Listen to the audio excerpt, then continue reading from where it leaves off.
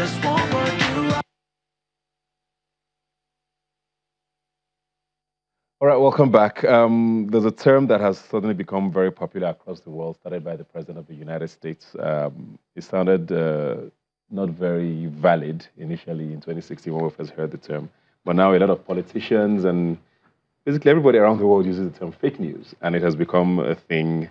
And we're going to be talking about that now and how it might affect basically even the political ramifications in Nigeria going towards 2019. I have here with me Delphine Okoba and Bamidele Adegoke. Thanks for being here today. Hi, thanks for having us. Yes, you are a YouTuber. You work on social media, which is where this fake news sort of lives. Yes. And we have seen a lot of it even in our part of the world. I mean, I know how many times I see headlines, and I know that this is basically just clickbait, and you open it and there's nothing in it, or something just made up an entire story. Why is this a thing now? Why is it that people still or fall for things like this, if I may use this word? Because they're designed for people to fall for them. It's designed to mislead people. It's designed for financial gain. It's designed for people to misroute, basically. Yeah. You know, so yeah, people fall for it because the headlines are sensational, you know, and they click and they find that there's nothing. You're a social media influencer, and you guys get blamed a lot for a lot of this. Where does this come from now? I know that there's like I said earlier, clickbait is a way to drive traffic to your site, and then at the end of the day, make some money, probably from advertising. Yeah. But where does the line get drawn between that and actually, let me use the word, have a conscience to actually just speak the truth? To be sincere with you, the thing is, Nigerians, we like gossip and we love gist a lot. So this, I think everybody actually. Everybody. Well, but Nigerians the more, mostly because we love gist and we just want juicy stories. And people know that this is what you want, so decide to give it the way you want it. Yeah. So that's just the way I say it. So basically, you're blaming the people. Well, I was going to say that because I was like, if you didn't put it out, then nobody would click on that, isn't it? To be sincere, if it's an educational story or gist, it may have 200 views or thereabout. But if it's something about a celebrity and it's something catchy and all, you see it's trending everywhere. But how about it then being a lie? Which is what fake news is, isn't it? I mean, I can understand a headline that might be true, that might be salacious, but maybe you juice it up a bit, as against something that's just a blatant, or Ebuka is wearing a white suit on Rubbin Minds today. That is a lie. Yeah. So why does that happen? I mean, and I know there's a lot of talk about, regulation and how that can't necessarily be a thing, with social media and the internet yet, because we've not even figured out how to regulate it. But self-regulation, I guess, is what it should be now, isn't it? Yes, because I know that somebody mentioned recently to me something about a social media act, but I mean, the lines are really blurred. I myself, I haven't read it, honestly, to be honest, The lines are blurred, so it still boils down to conscience. Like, what can you live with, basically? Yeah.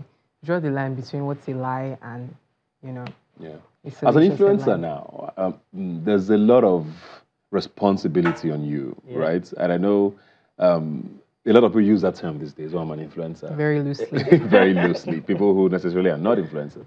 But with that term influencer, I believe when you hear the word, you influence people, it places a burden on you, doesn't it? And first of all, what does it take to be an influencer? And I don't know if you guys have a union yet or anything. I don't know. But is there a way you guys sit down and say, okay, you know what, how do we work to be seen to be doing better than we are?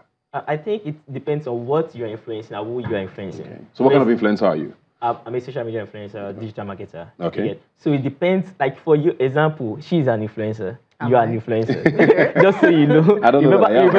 Remember your Agbada trend? Okay. Everybody jumped on it. Ebuka is known for Agbada now. But that wasn't deliberately influencing. Well, you influence people. Happens. I didn't put up an Agbada to influence. But you can be an influencer unintentionally. Yeah. Sometimes people just stumble into it, and then they start to make financial gain from it. Okay. Ebuka is an Agbada influencer now. If you wearing so much of Agbada, more than you put on suits.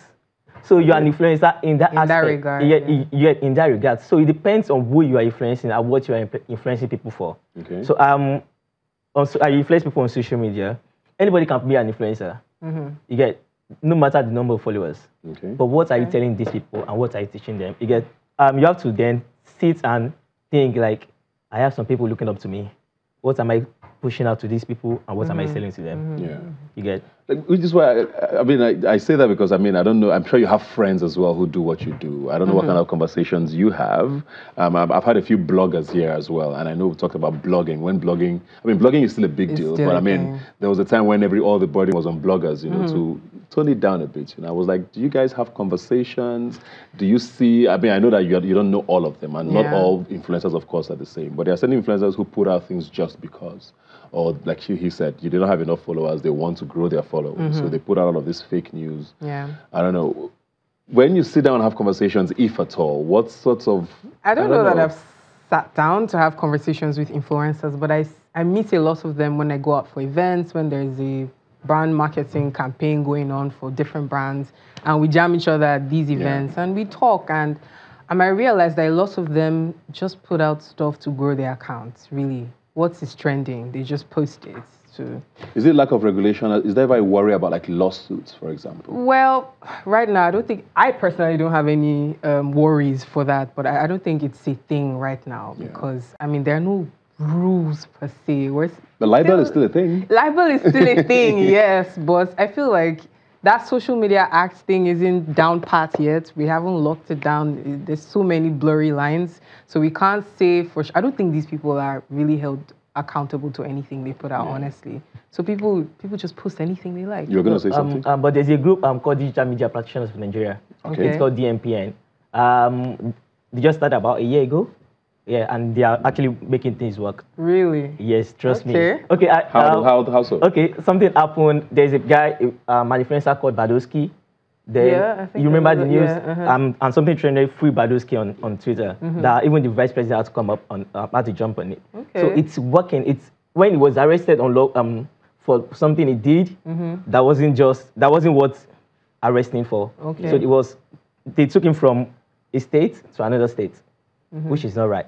So they tweeted about it, and people were talking about it, and it's trended. Okay.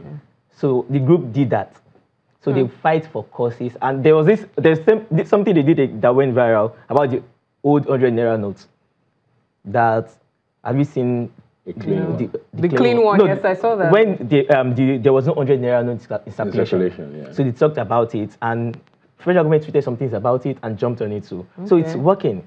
It won't start in a day. Rome wasn't built in a day. It's a gradual process. Okay. So I think we are getting there.